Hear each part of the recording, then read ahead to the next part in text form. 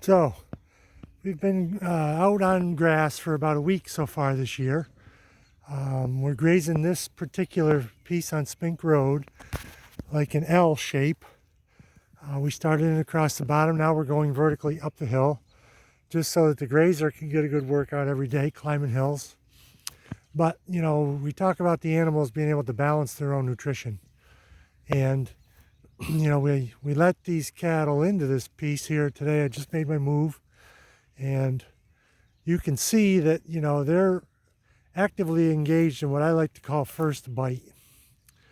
You know, they're not out here on these areas that they've already grazed because there's nothing desirable left there. They're into this good stuff, topping that off, and they're going to take that down. This is springtime grazing, and we've had 6 inches of rain in the last week. So we're not really worried about that second growth not coming back. So we might be overgrazing this a little bit. In fact, truth be known, we are overgrazing it.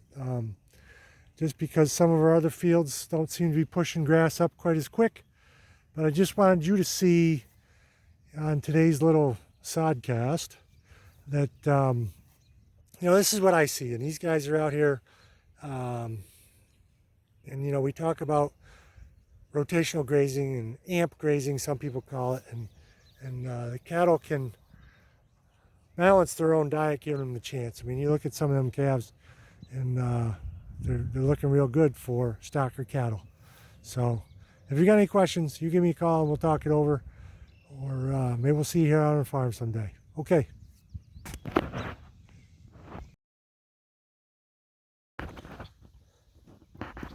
So let's talk about grass for just a second here. Today's like May 12th or 13th, I don't know, something like that. So this darker grass that you see that's taller is orchard grass. I'm having a tough time because the phone here, you can't really see that. This is starting to head out already. You can see this head.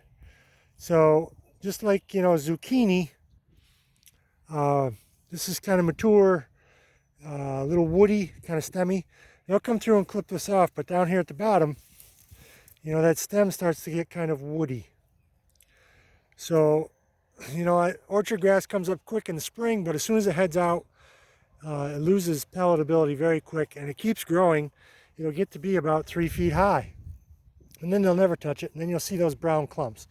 So orchard grass, you can see the clumps around there if you know what you're looking for. We've never ever planted any orchard grass that I remember in my entire life with my dad, my Uncle Charles Murray. But right here in front of me, this shorter grass with this big wide blade on it, that's brome. And brome grass has a lot more leaf ratio than orchard grass. It comes up a little slower. I think it's a warm season grass. It holds its value on the stem a little bit longer. So we've always planted a lot of orchard grass. It does very well on our farm. You know, if we go back over here to yesterday's,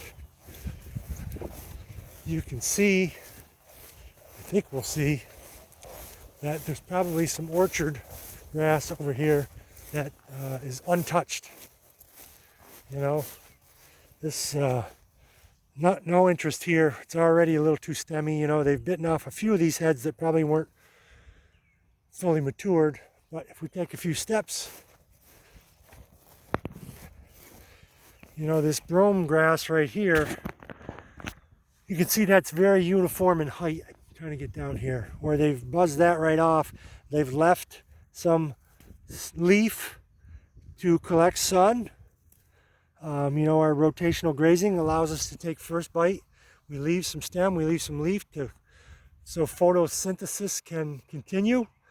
But you can see that orchard is already unpalatable compared to the surrounding species. So I guess if you had a whole field of orchard, you might be able to turn out a week earlier, but I'm never going to plant that because we get enough of it volunteer, and I'll just keep planting brome and wait a week. So, okay, keeping you posted. Well, out here today, Just going to show you what we see. You know, looking back over this, we spent a day here on what you can see, and a lot of that orchard grass with this group, we were able to get them to eat. I mean, this is a bunch grass right here, orchard grass taken down, 6-inch stubble, fair amount of trample. Might be, you know, what we consider to be overgrazed a little bit, but in the last couple weeks we've gotten over 7 inches of rain, and we're only in May. So this is going to come back pretty good. You can see over here what it looked like prior to going into. So these stems you see here are orchard grass, you know, but there's a lot of fine stem grass in the bottom. If you get looking, there's a little clover. I don't know, Alex could probably tell me what some of these forbs are. I know we saw this on our forage tour the other day. That's an edible plant for a human. I tried a little. It's pretty spicy for me, but you know, looking down towards the bottom, this is all very fine stemmed grass, and the cows are still, the stocker group anyway, will still find this very palatable. You know, we've shown you this field in the past, I think 5 or 6 years ago. This was solid ragweed, and we bush hogged it a couple times. There's a whole bunch of that Alex weed here.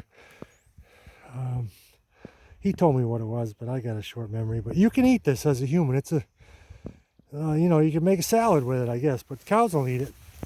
But we bush hogged it a couple times, and you can see in the understory here, there's some clover here and there, and some weed. Some people call it weed. We call it edible forage for the cows. And, you know, they're doing a good job. Because once that grass starts to head out, it's a little less palatable, but we got some trample and we got some consumption. There's probably about 8 moves a year where I feel like we got it done 100%. And I'm going to put this down as 1 of 8. So that's it for today. Okay.